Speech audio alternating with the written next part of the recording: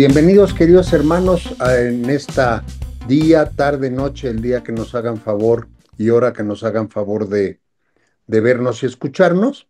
Estamos muy contentos de estar hoy aquí en una emisión más de Tierra Buena y hoy pues vamos a tener oportunidad de platicar con ustedes y reflexionar sobre el Evangelio y las lecturas del 25º domingo del tiempo ordinario.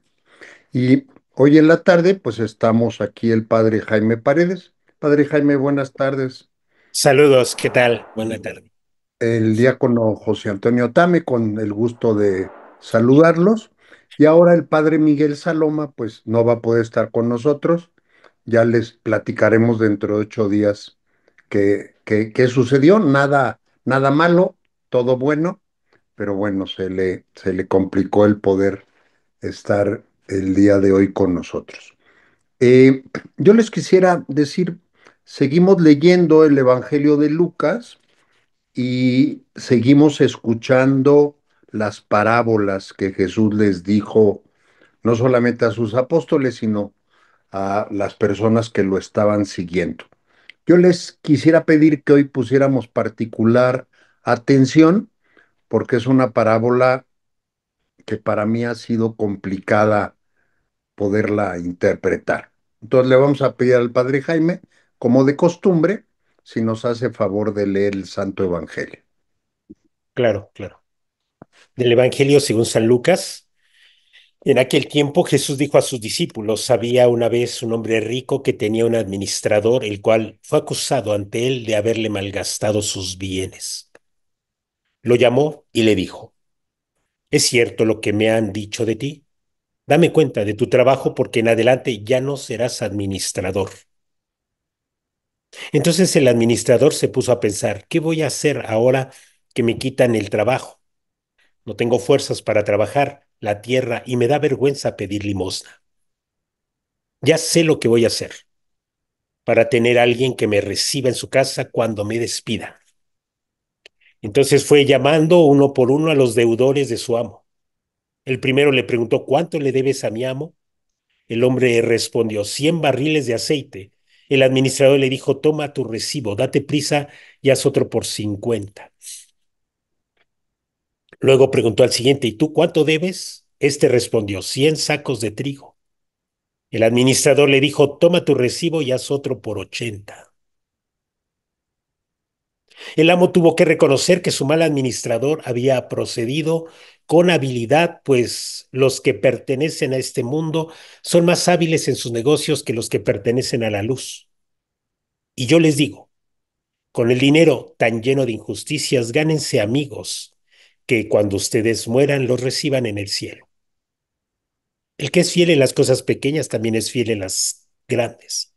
Y el que es infiel en las cosas pequeñas también es infiel en las grandes. Si ustedes no son fieles administradores del dinero, tan lleno de injusticias, ¿quién les confiará los bienes verdaderos? Y si no han sido fieles en lo que no es de ustedes, ¿quién les confiará lo que sí es de ustedes? No hay criado que pueda servir a dos amos, pues odiará a uno y amará a otro, o se apegará al primero y despreciará al segundo. En resumen, no pueden ustedes servir a Dios y al dinero. Muchas gracias, Padre Jaime. Mm, este último versículo que acabamos de escuchar, pues es quizás el más famoso de esta parábola. No pueden servir a Dios y al dinero. Pero antes de entrar a darle una interpretación práctica el día de hoy, yo quisiera comentar como todas las parábolas, pues Jesús nos manda mensajes que a primera vista como que no pueden estar muy claros o no están muy claros. Y me quiero referir básicamente a dos.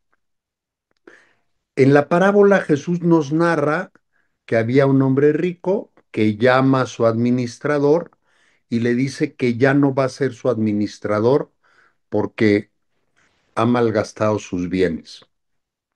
Pero sin embargo vemos en la escena que sigue siendo administrador, y entonces se dedica a perdonarle las deudas a los que eran deudores de su amo.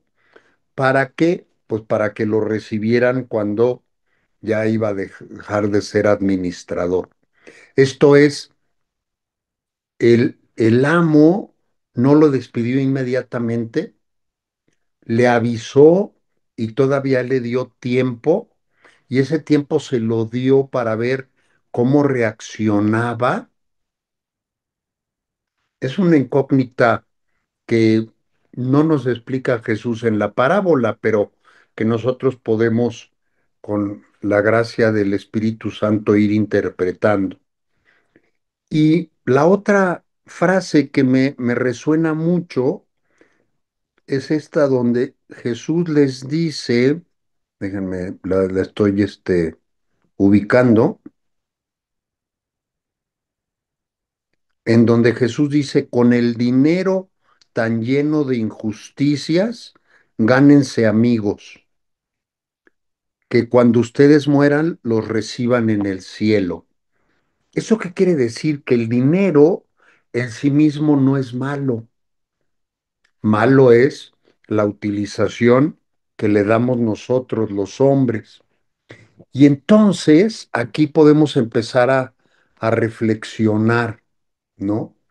Primero, nos habla Jesús en su parábola del administrador. Nosotros, queridos hermanos, somos administradores. ¿De qué? Pues de lo que Dios nos ha dado de una manera gratuita. El dinero, el tiempo, nuestros talentos, la familia, la fe que, que nos las ha inspirado Dios nuestro Padre, no es nuestro. Nosotros somos administradores de esto que Dios nos ha dado, ¿no?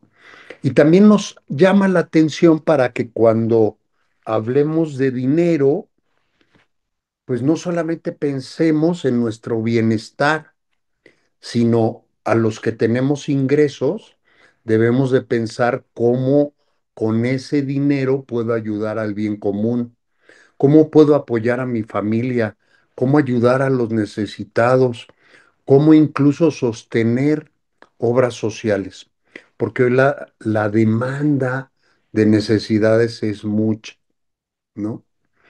Y entonces aquí, cuando si nos situamos en el punto de administradores, pues lo que nos está pidiendo Jesús y a lo que nos invita Jesús con esta parábola es que vivamos con gratitud y responsabilidad, evitando al máximo el egoísmo y la avaricia, porque somos administradores. La segunda frase que yo les decía, que me llamaba la atención de cómo Jesús dice, utilicen el dinero injusto para ganar amigos en el cielo, lo que nos está diciendo Jesús es que la astucia, la astucia no es mala, ¿no? Este administrador actuó perfectamente mal, ¿no? Abusó de la confianza de su amo, pero Jesús le alaba la astucia. Y es la astucia que nos invita Jesús que utilicemos. ¿Para qué? Para ser creativos como administradores y orientar esta astucia a ganarnos el reino, ¿no? Y entonces aquí, pues la gran pregunta y la invitación es, todos y cada uno de los que nos hacen favor de escucharnos, pues son capaces de planear estrategias, estrategias en diferentes situaciones, con la familia, con los amigos, en el trabajo.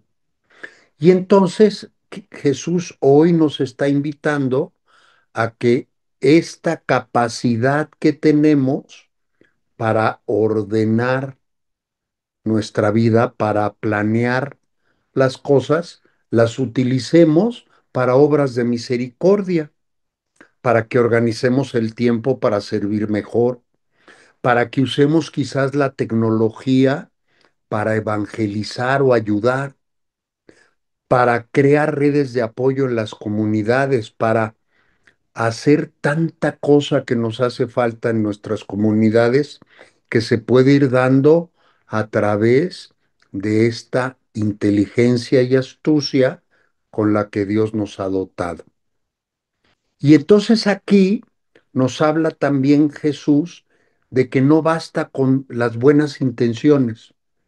Las intenciones es muy buen principio, pero no basta. Se necesita iniciativa, decisión y creatividad para la caridad. Esto es muy importante, ¿no? También Jesús nos habla en esta parábola de la fidelidad. Nos dice que no fue fiel el administrador, que si no eres fiel en lo que no es tuyo, ¿cómo vas a ser fiel en lo que sí es tuyo? Y entonces aquí Jesús nos está hablando de que tenemos que ser honestos en lo cotidiano. Tenemos que cumplir nuestros compromisos, ser justos en el trabajo, no aprovecharse de los demás, no engañar. Eso nos pide hoy Jesús y nos dice, por ejemplo, pues nosotros tenemos que cumplir con esos actos de responsabilidad pequeños con la familia, con la comunidad. Tenemos que, lo que le decimos a nuestros hijos, cumplir, engañar. Debemos de actuar siempre con una gran honestidad porque estamos siendo fieles a la palabra que Jesucristo nos ha anunciado, ¿no? Y también Jesús nos habla de el dinero, ¿no? El dinero. Por eso Jesús nos dice que o sirves a Dios o sirves al dinero, porque el dinero puede esclavizarte, se puede convertir en algo que es para ti el todo, ¿no? El todo. Y entonces cuando tú pones todo en el dinero, pues no puedes amar y servir a Dios. Entonces aquí, queridos hermanos, podemos preguntarnos, ¿verdad? Mi trabajo y mi forma de gastar el dinero que gano reflejan mis valores cristianos. ¿Uso el dinero solo por acumularlo o lo comparto, empezando con mi familia? Mi corazón se apega a lo que tengo o es libre para dar lo que tengo. Y es que el dinero, bien utilizado, genera fraternidad, pero cuando se vuelve el ídolo, rompe relaciones y destruye la libertad interior. El dinero puede ser motivo y causa de un gran pesar y una gran degradación del ser humano. Y aquí es donde Jesús nos llama la atención y nos dice, no, no, no, a ver, el dinero es un medio, el dinero es un convencionalismo que se hace, que nos permite intercambiar bienes, tener cosas, pero no se puede convertir en un fin porque cuando se convierta en un fin, todo está perdido. Entonces aquí, queridos hermanos, veamos el dinero como un medio y el dinero utilizarlo para cosas buenas. Y también el dinero nos puede servir, y así lo dice Jesús, también para hacer amigos, para incrementar esas relaciones solidarias, para ayudarnos a los que estamos, para que nuestra mente y nuestro corazón no esté tanto en atesorar dinero, bienes, fortuna, sino tenemos que invertir nuestro tiempo y nuestro esfuerzo en crear relaciones verdaderas, fraternales, con nuestra familia, con nuestra comunidad, con nuestros amigos. Tenemos que utilizar todo lo que nos da Dios, de bienes, de dinero, todos los recursos que tengamos para servir a los demás, creando que lazos de amor que trasciendan lo material. Y entonces con esto podremos ir atesorando esa riqueza que sí vale ante Dios. ¿Cuál es esa riqueza? Son las personas a quienes hemos amado y servido. Y aquí quisiera contar una historia, si me permites, Padre Jaime, de San Lorenzo. San Lorenzo, ustedes saben, queridos hermanos, un santo todavía en la época del Imperio Romano, siglo IV, en donde hay una invasión a Roma y como él era el tesorero del Papa, pues el invasor le dice que quería que le llevara todos los tesoros de la iglesia y que le daba 24 horas para llevarle todos y cada uno de los tesoros de la iglesia. Y entonces San Lorenzo se encarga de reunir a los pobres, a los enfermos, a los que necesitaban ayuda, y se los lleva a este invasor y le dice, los tesoros de la iglesia son ellos. Ellos son los tesoros de la iglesia. Ya se imaginan qué le pasó, ¿no? Tan le pasó que lo quemaron vivo. Pero esto lo que refleja es que la riqueza de nosotros, la riqueza de la iglesia, son todas las personas a las que podemos amar y a las que podemos servir, ¿no? Y entonces, para cerrar esta primera intervención, yo quisiera hacer como una síntesis, ¿no? Hoy Jesús en esta parábola nos dice, hay que vivir como el administrador fiel, no como el dueño egoísta, como el administrador fiel. Hay que ser creativo y astuto, pero para servir y servir a los demás, y no ser creativo y astuto para el egoísmo. Hay que cultivar nuestra fidelidad desde lo pequeño, porque ahí en lo pequeño se mide el corazón. No tenemos que dejar que el dinero se adueñe de nosotros, sea nuestro Señor, sino tenemos que usar el dinero como un medio. Y por último, hay que construir desde ahora y desde aquí estas relaciones que nos van creando y acumulando tesoros en el reino de Dios, que es lo que verdaderamente cuenta. Padre Jaime, yo quisiera aquí dejar mi primera intervención.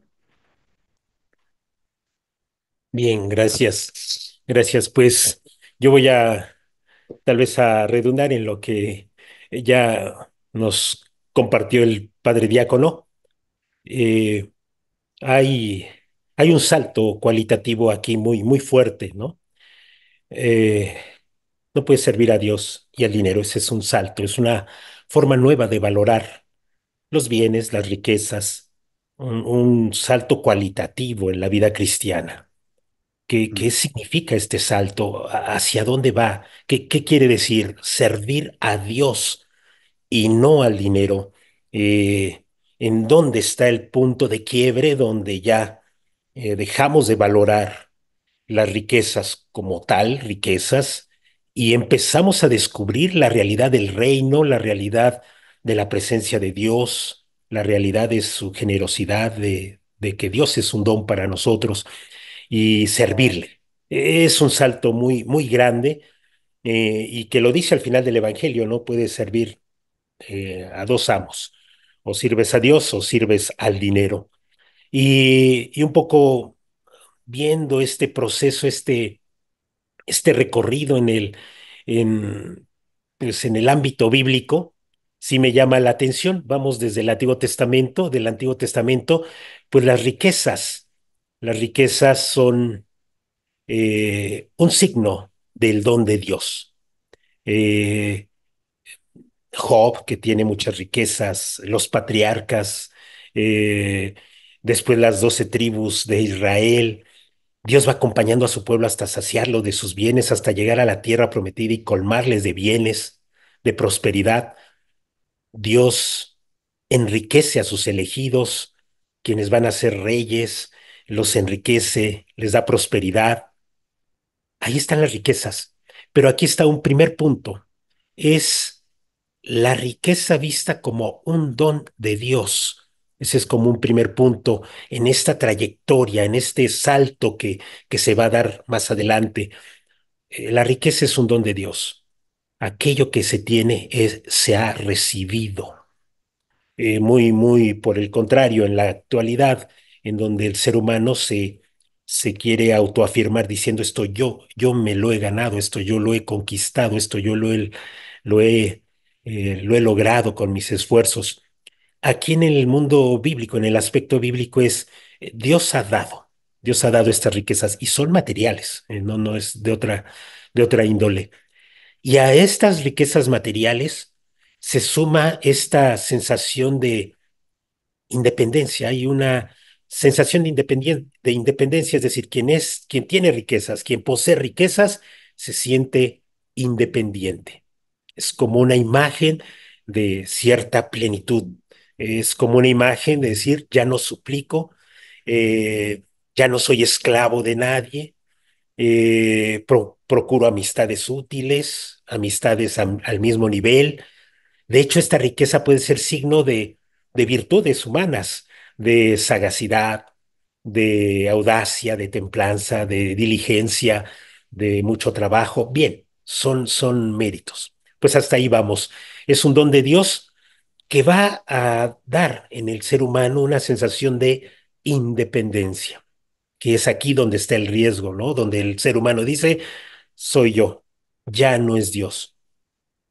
Pero vamos a un siguiente momento, un siguiente paso dentro de este camino y vamos a descubrir que sí, las riquezas las da Dios, pero no son el bien mejor para el hombre. Sí, son riquezas dadas por Dios, es un don, pero no es lo mejor. Viene entonces como un siguiente salto. Eh, Hay bienes, hay riquezas en otro orden. Ya no es lo material, sino ahora es la sabiduría. Pide la sabiduría sobre cualquier otra riqueza. Y ahí aparece Salomón, ¿no? Pidiendo sabiduría, no pidió riqueza, no pidió nada, pidió sabiduría. Un salto importante, un salto en donde se dice, sí, las riquezas son de Dios, Dios las da, nos hace estar en una plataforma de cierta independencia, de ser nosotros mismos, pero sigue avanzando y entonces se habla de un nuevo orden de riquezas, es las riquezas, llamémosle así, espirituales. Se pide la sabiduría. Esa riqueza también es don de Dios, es don de Dios. ¿Y qué nos va a dar esta sabiduría? Esta sabiduría nos va a decir que si bien las riquezas que recibimos son de don de Dios, la sabiduría nos va a llevar a descubrir nuestra semejanza con Dios. ¿Y en qué consiste esa semejanza? En que yo puedo ser también generoso. Puedo ser generoso. Esa es la verdadera sabiduría. Puedo ser generoso. De hecho, el dar limosna era un elemento, era un signo para decir, tomamos esta actitud de Dios, de dar. Dios nos dio, nosotros damos. Es como esa semejanza con Dios, ¿no? Una semejanza que no nos puede escandalizar. Recordemos desde la creación, hagamos al hombre a nuestra imagen y semejanza.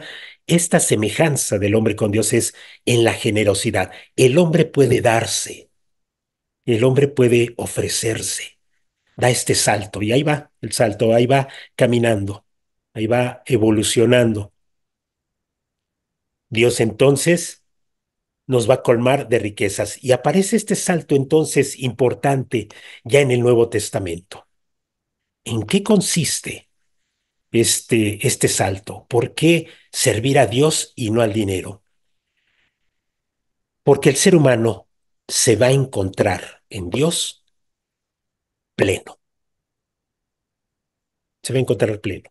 Es como la vez el evangelio anterior del, del domingo pasado, el evangelio de las parábolas del hijo pródigo, en donde al final el padre le dice, tú estás siempre conmigo y todo lo mío es tuyo.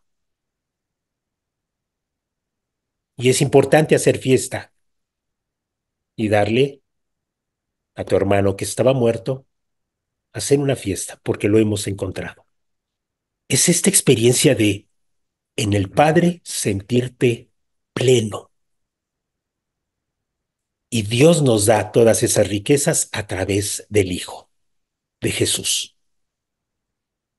Jesús, haciéndose hombre, nos invita entonces a mirarnos en el Padre.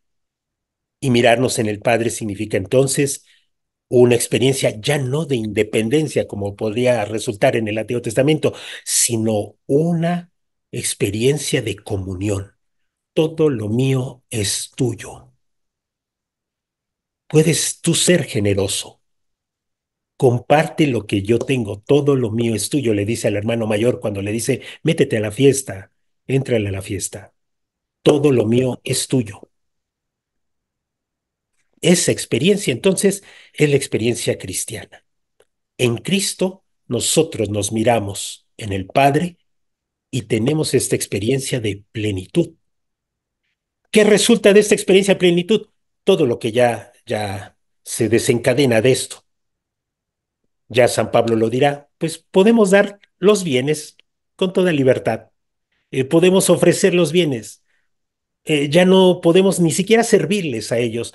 Servimos a Dios porque estamos en comunión con Él y todo lo de Él es nuestro. Y entonces los bienes, voy a llamarlo así, se relativizan.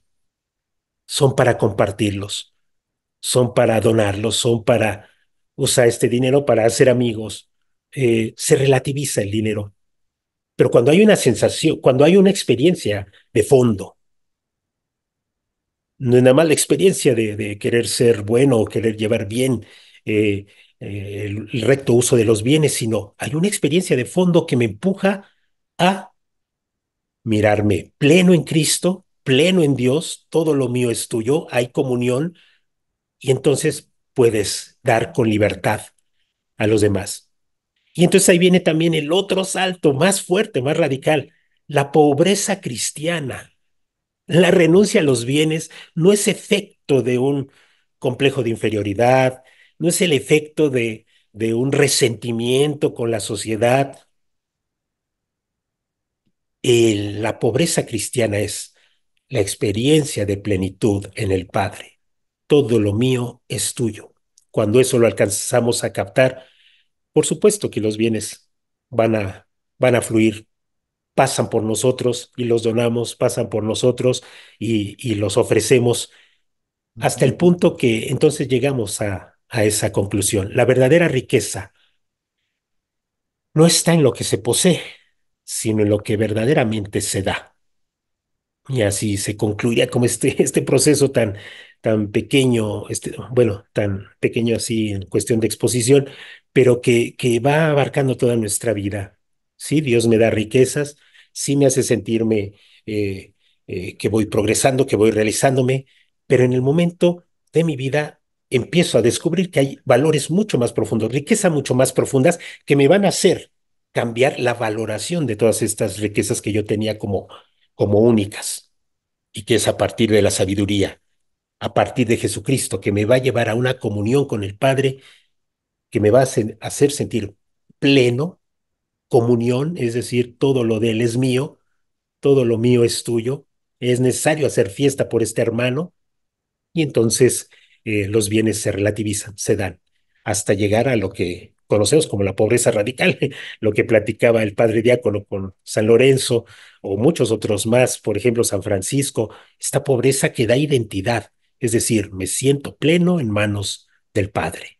Y, y por eso se dan los bienes, se comparten, se administran, se ganan amigos, se ofrecen, se gastan de manera responsable, en fin, vienen todas estas circunstancias, pero sí, a partir de esta experiencia, creo yo, fundamental, que es Dios como fundamento de la comunión con Él, como fundamento de el uso de las riquezas.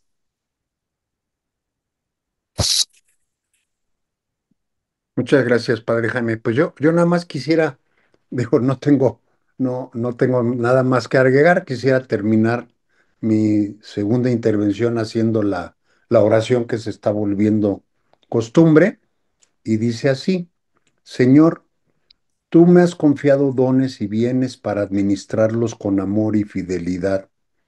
Dame la sabiduría para usarlos bien, la astucia para buscar siempre el bien y la libertad para no ser esclavo del dinero. Que mi vida sea generosa y que en cada acción diaria te sirva a ti y no a los ídolos de este mundo. Padre Jaime. Yo hasta ahí le dejaría muy bien. Pues muchas gracias, queridos hermanos. Muchas gracias por escucharnos, por vernos. Les agradecemos infinitamente y les pedimos que donde está el pulgar hacia arriba, si les gustó, pues opriman clic. Esto nos ayuda para los algoritmos, para que cada vez más personas pues vayan recibiendo este material que con todo cariño preparamos semana a semana con ustedes. Les agradecemos nuevamente y esperamos en Dios verlos la próxima semana. Hasta pronto.